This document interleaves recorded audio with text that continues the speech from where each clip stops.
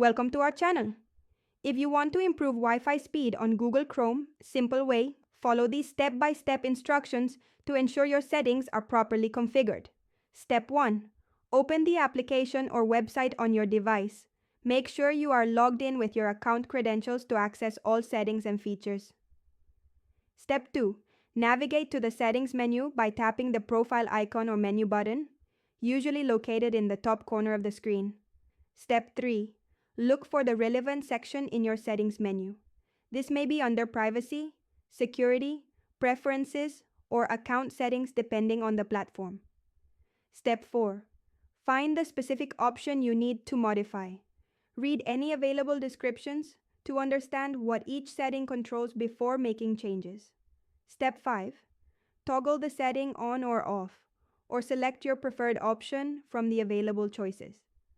Some settings may require additional confirmation. Step 6. Save your changes if prompted.